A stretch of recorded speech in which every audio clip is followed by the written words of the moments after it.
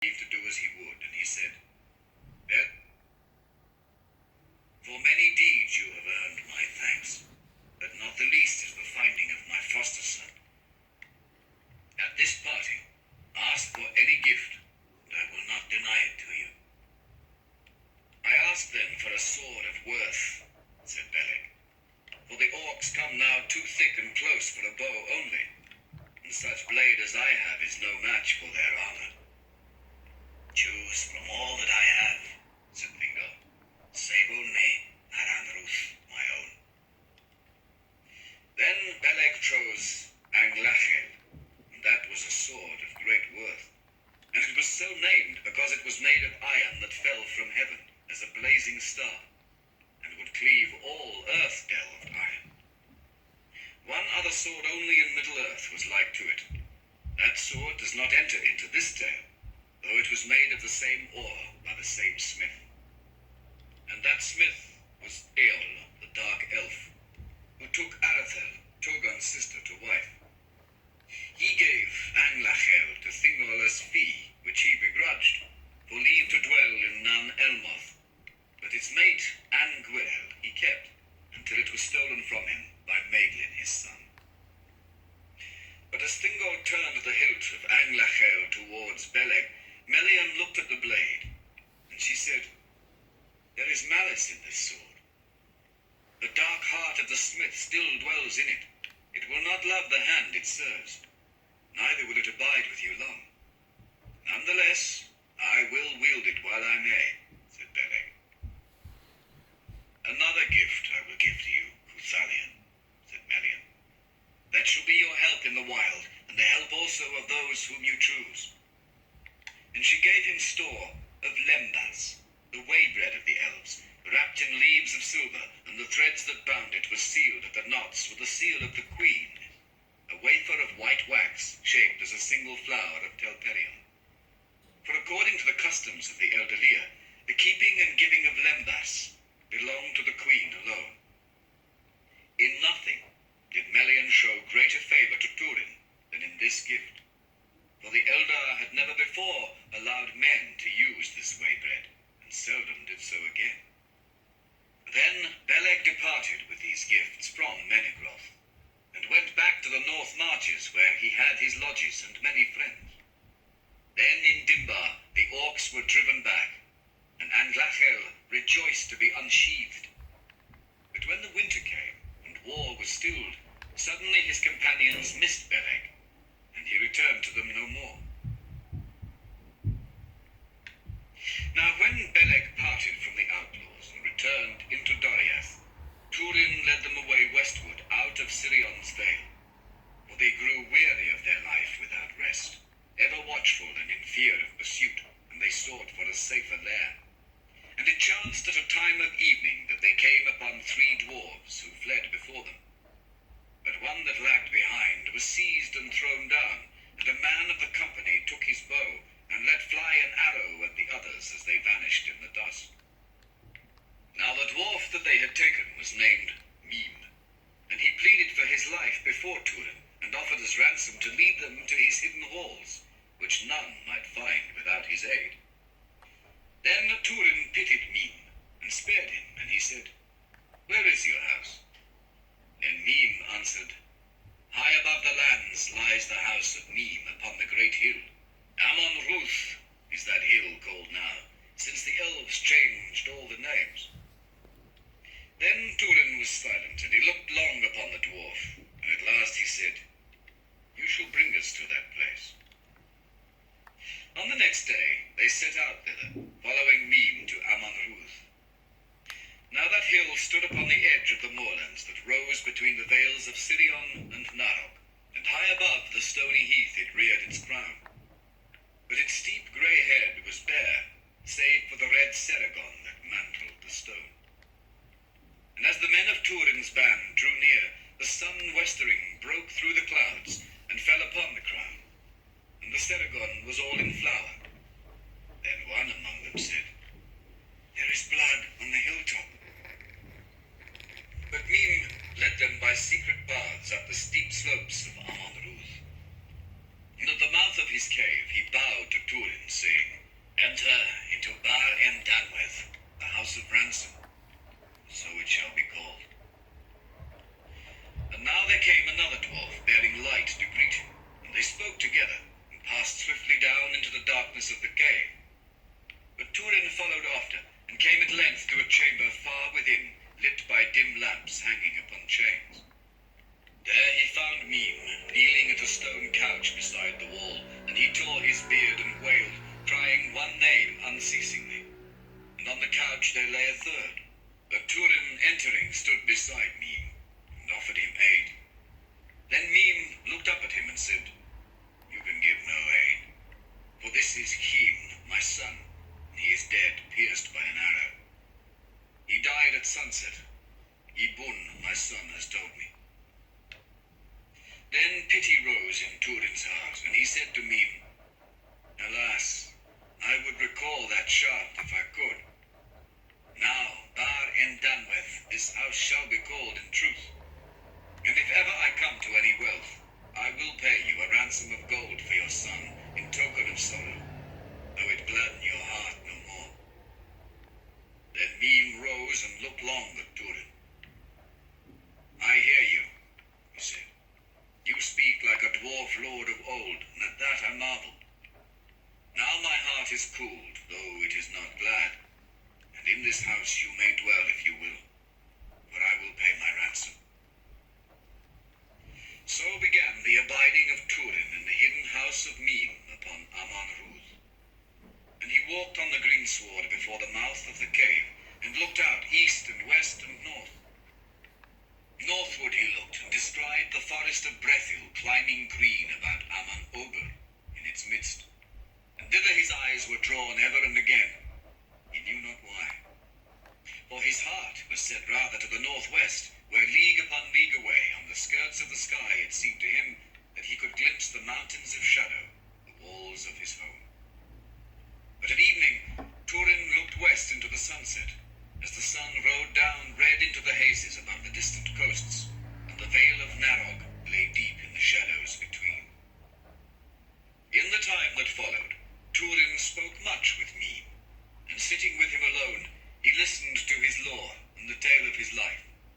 For Mime came of dwarves that were banished in ancient days from the great dwarf cities of the east, and long before the return of Morgoth, they wandered westward into Beleriand. But they became diminished in stature and in smithcraft, and they took to lives of stealth, walking with bowed shoulders and furtive steps. Before the dwarves of Nogrod and Belagost came west over the mountains, the elves of Beleriand knew not what these others were, and they hunted them and slew them. But afterwards they let them alone, and they were called Noigith Nibin, the petty dwarves in the Sindarin tongue. They loved none but themselves, and if they feared and hated the orcs, they hated the Eldar no less, and the exiles most of all. For the Noldor, they said, had stolen their lands and their homes. Long ere King Finrod Felagund came over the sea, the caves of Nargothrond were discovered by them, and by them its delving was begun. And beneath the crown of Ruth, the bald hill, the slow hands of the petty dwarves had bored and deepened the caves through the long years that they dwelt there, untroubled by the grey elves of the woods. But now at last they had dwindled and died out of Middle-earth, all save Mime and his two sons. And Mime was old even in the reckoning of dwarves, old and forgotten. And in his halls the smithies were idle, and the axes rusted, and their name was remembered only in ancient tales of Doriath and Nargothrond. But when the year drew on to midwinter, snow came down from the north heavier than they had known it in the river vales, and Ruth was covered deep. And they said that the winters worsened in Beleriand as the power of Angband grew. Then only the hardiest dared stir abroad, and some fell sick, and all were pinched with hunger. But in the dim dusk of a winter's day, there appeared suddenly among them a man, as it seemed, of great bulk and girth, cloaked and hooded in white, and he walked up to the fire without a word. And when men sprang up in fear, he laughed and threw back his hood, and beneath his wide cloak he bore a great pack, and in the light of the fire Hurin looked again on the face of Beleg Uthalion. Thus Beleg returned once more to Turin, and their meeting was glad. And with him he brought out of Dimbar the dragon helm of Dorlomi, thinking that it might lift Turin's thought again about his life in the wilderness as the leader of a petty company. But still, Turin would not return to Doriath, and Beleg, yielding to his love against his wisdom, remained with him and did not depart, and in that time he labored much for the good of Turin's company. Those that were hurt or sick he tended, and gave to them the lembas of Melia, and they were quickly healed, for though the grey elves were less in skill and knowledge than the exiles from Valinor, in the ways of the life of Middle-earth they had a wisdom beyond the reach of men. And because Beleg was strong and enduring, far-sighted in mind as in eye, he came to be held in honour among the outlaws. But the hatred of Mim for the elf that had come into Version.1 grew ever greater, and he sat with Ibun his son in the deepest shadows of his house, speaking to none.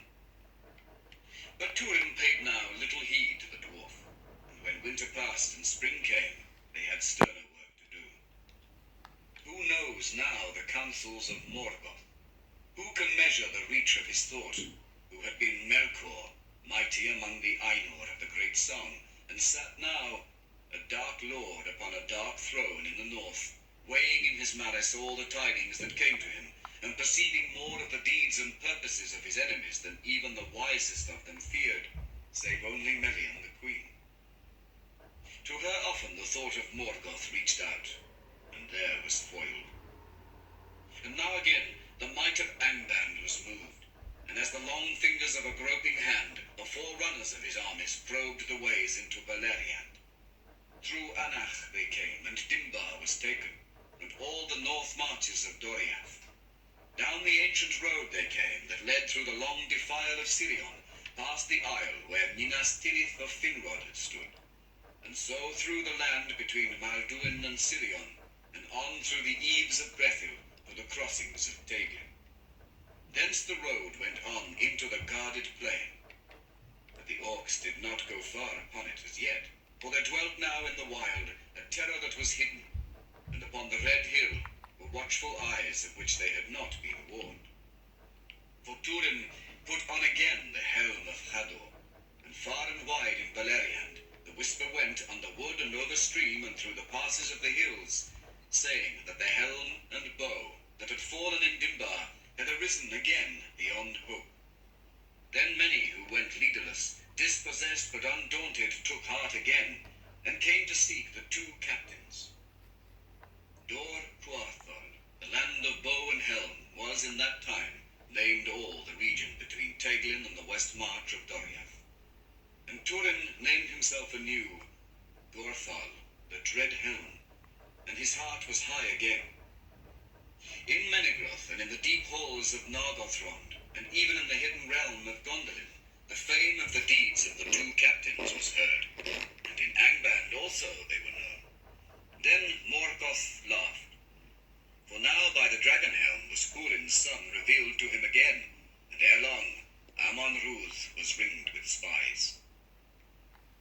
In the waning of the year, Mim the dwarf and Ibun his son went out from Version.1 to gather roots in the wild for their winter store, and they were taken captive by orcs. Then for a second time Mim promised to guide his enemies by the secret paths to his home on Amon-Ruth. But yet he sought to delay the fulfillment of his promise, and demanded that Gorthal should not be slain. Then the orc captain laughed, and he said to Mim, "Assuredly Turin, son of Hurin, shall not be slain." Thus was Version.1 betrayed, for the orcs came upon it by night at unawares, guided by Mim. There many of Turin's company were slain as they slept, but some, fleeing by an inner stair, came out upon the hilltop, and there they fought until they fell, and their blood flowed out upon the Ceragon that mantled the stone. But a net was cast over Turin as he fought, and he was enmeshed in it, and overcome and led away. And at length, when all was silent again, Mim crept out of the shadows of his house, and as the sun rose over the mists of Sirion, He stood beside the dead men on the hilltop. But he perceived that not all those that lay there were dead. For by one his gaze was returned, and he looked in the eyes of Beleg the elf. Then with hatred long stored, Mim stepped up to Beleg, and drew forth the sword Anglachel that lay beneath the body of one that had fallen beside him. But Beleg, stumbling up, seized back the sword, and thrust it at the dwarf, and Mim in terror fled wailing from the hilltop, and Beleg cried after him, "The vengeance of the house of Hador will find you yet." Now Beleg was sorely wounded, but he was mighty among the elves of Middle-earth, and he was, moreover, a master of healing. Therefore he did not die, and slowly his strength returned, and he sought in vain among the dead for Turin to bury him. But he found him not. And then he knew that Hurin's son was yet alive, and taken to Angband. With little hope, Beleg departed from Amon-Ruth, and set out northward towards the crossings of Teglin, following in the track of the orcs. And he crossed over the Brithiach, and journeyed through Dimbar towards the pass of Anach. And now he was not far behind them, for he went without sleeping, whereas they had tarried on their road, hunting in the lands and fearing no pursuit as they came northward. And not even in the dreadful woods of Tower Nufuin did he swerve from the trail, for the skill of Beleg was greater than any that have been in Middle-earth. But as he passed by night through that evil land, he came upon one lying asleep at the foot of a great dead tree. And Beleg, staying his steps beside the sleeper, saw that it was an elf. Then he spoke to him, and gave him lembas, and asked him what fate had brought him to that terrible place. And he named himself Gwyndor, son of Gwilym. Grieving, Beleg looked upon him. For Gwyndor was now but a bent and fearful shadow of his former shape and mood, when in the Nearnaeth Arnoediad that lord of Nargothrond rode with rash courage to the very doors of Angband, and there was taken. For few of the Noldor whom Morgoth captured were put to death, because of their skill in forging and in mining for metals and gems, and Gwyndor was not slain, but put to labor in the mines of the north. By secret tunnels known only to themselves, the mining elves might sometimes escape, and thus it came to pass that Beleg found him, spent and bewildered, in the mazes of Tower Nufuin. And Gwyndor told him that as he lay and lurked among the trees, he saw a great company of orcs passing northwards, and wolves went with them, and among them was a man, whose hands were chained, and they drove him onward with whips. Very tall he was, said Gwyndor, as tall as are the men from the misty hills of Hithlum. Then Beleg told him of his own errand in Tower Nufuin, and Gwyndor sought to dissuade him from his quest, saying that he would but join Turin in the anguish that awaited him. But Beleg would not abandon Turin, and despairing himself, he aroused hope again in Gwyndor's heart. And together they went on, following the orcs until they came out of the forest on the high slopes that ran down to the barren dunes of Anfaudli. There, within sight of the peaks of Thangorodrim, the orcs made their encampment in a bare dell as the light of day was failing, and setting wolf sentinels all about, they fell to carousing. A great storm rode up out of the west, and lightning glittered on the shadowy mountains far away, as Beleg and Gwyndor crept towards the dell.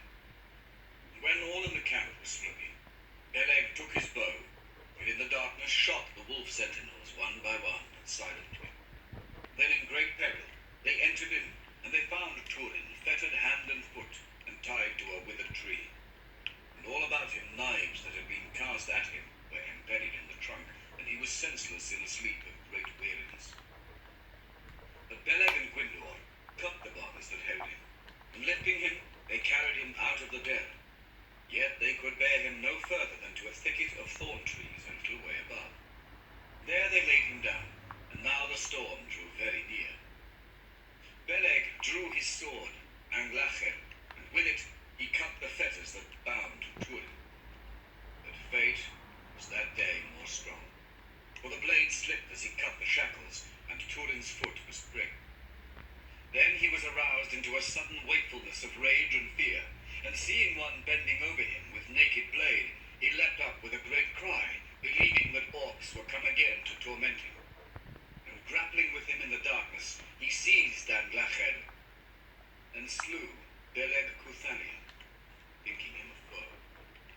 But as he stood, finding himself free and ready to sell his life dearly against imagined foes, there came a great flash of lightning above them, and in its light he looked down on Beleg's face.